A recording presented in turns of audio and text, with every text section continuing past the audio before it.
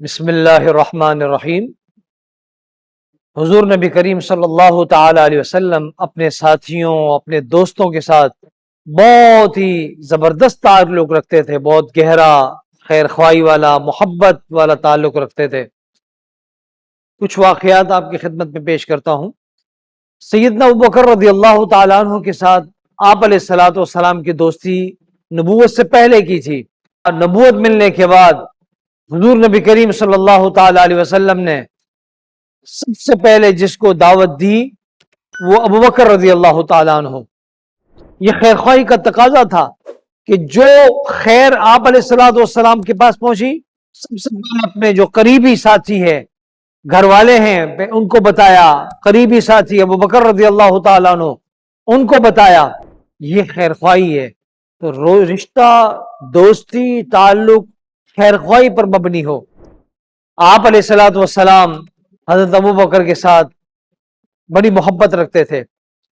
ایک موقع پر حضور علیہ الصلوۃ والسلام نے فرمایا کہ میں نے سب کے احسان چکا دیے ہیں، لیکن ابوبکر کا احسان میں نہیں چکا سکا ہوں۔ ابوبکر کا احسان اور اس کا بدلہ اللہ ہی اس کو عطا فرمائے گا۔ ام عائشہ رضی اللہ تعالیٰ عنہ فرماتی ہیں کہ حضور علیہ الصلوۃ والسلام صبح یا شام مختلف اوقات میں ہمارے گھر تشریف لایا کرتے تھے، اور ہجرت والے دن آپ علیہ الصلوۃ والسلام ظہر کے ٹائم پر خلاف معمول ظہر کے ٹائم پر تشریف لائے۔ تو حضور علیہ الصلوۃ والسلام کے معمول میں شامل تھا اپنے دوست، اپنے ساتھی ابوبکر رضی اللہ تعالیٰ عنہ کے گھر پہ جانا، ان سے ملنا۔ اور آپ علیہ الصلوۃ والسلام اپنے ساتھیوں کی بیماری میں مزاج پرسی کیا کرتے تھے، عیادت کیا کرتے تھے۔ کوئی فوت ہو جائے اس کی جنازہ پڑھاتے تھے اور اس کی تعزیت کرتے تھے۔ تکلیف میں آ جاتے تھے تو اس کا ساتھ دیتے تھے۔ ایک مرتبہ حضرت ابو ہریرہ رضی اللہ تعالیٰ عنہ کا بڑا دلچسپ قصہ آتا ہے۔ وہ کہتے ہیں کہ میں بڑا بھوکا تھا، بہت بھوک لگی ہوئی تھی، لیکن کسی سے سوال نہیں کر سکتا تھا۔ میں راستے میں کھڑا ہو گیا، حضرت ابوبکر آئے تو میں نے ایک بہانہ بنایا، مسئلہ پوچھا، دین کا ایک مسئلہ پوچھا۔ حضرت ابوبکر رضی اللہ تعالیٰ عنہ نے وہ مسئلہ بتایا اور چل گئے، آگے چل دیے۔ تھوڑی دیر کے بعد حضرت عمر رضی اللہ تعالیٰ عنہ تشریف لائے، تو میں نے ان سے بھی مسئلہ پوچھا کہ شاید وہ میری بھوک کو سمجھ جائیں اور اس بہانے مجھے کچھ کھانا کھلا دیں۔ حضرت عمر رضی اللہ تعالیٰ عنہ نے بھی مسئلہ سنا، ان کو بتایا اور آگے نکل گئے۔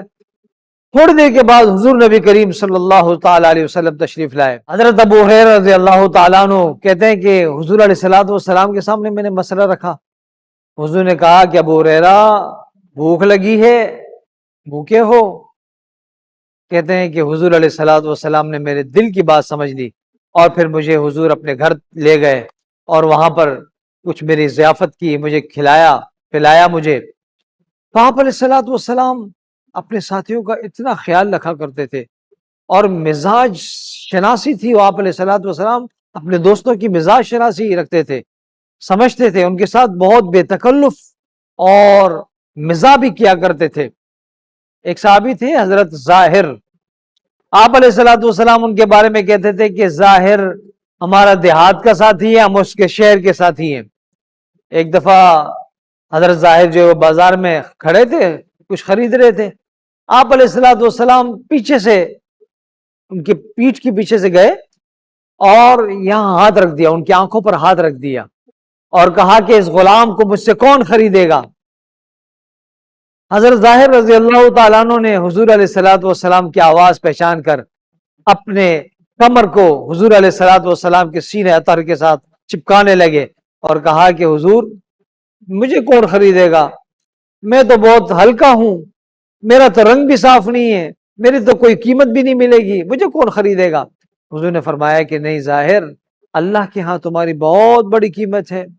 اسی طرح ایک صاحب آئے اور کہا کہ حضور مجھے سواری کے لیے اونٹ دے دیجئے۔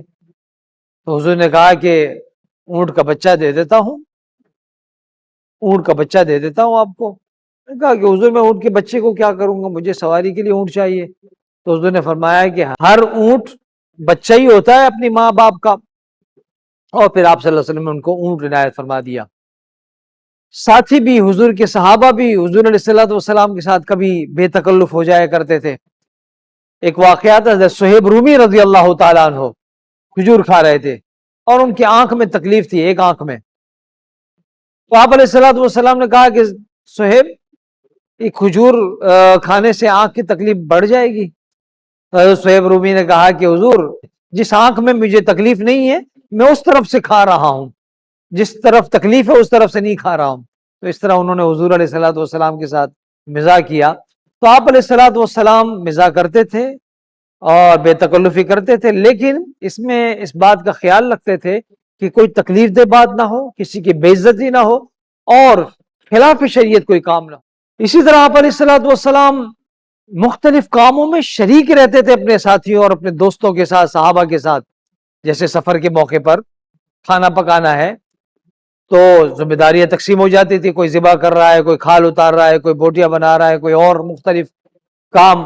آپ علیہ الصلوۃ والسلام اپنے ذمے بھی کام لیتے تھے، لکڑیاں چن کے لاتے تھے جنگل سے. صحابہ کہتے تھے کہ حضور آپ رہنے دیجئے ہم کر لیں گے، لیکن حضور کہتے تھے کہ میں آپ سے زیادہ نیکی کا حریص ہوں.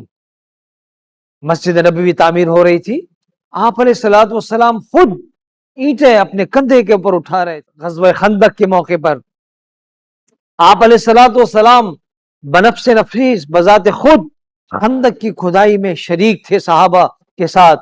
اور آپ علیہ الصلوۃ والسلام اس موقع پر ساتھیوں کی دلجوئی کے لیے یہ اشعار بھی پڑھ رہے تھے: اللہم لا عیش الا عیش الاخرہ فاغفر الانصار والمہاجرہ. حضور علیہ الصلوۃ والسلام نے اس موقع پر یہ اشعار پڑھے اور ساتھیوں کے ساتھ خندق کی کھدائی میں شریک رہے.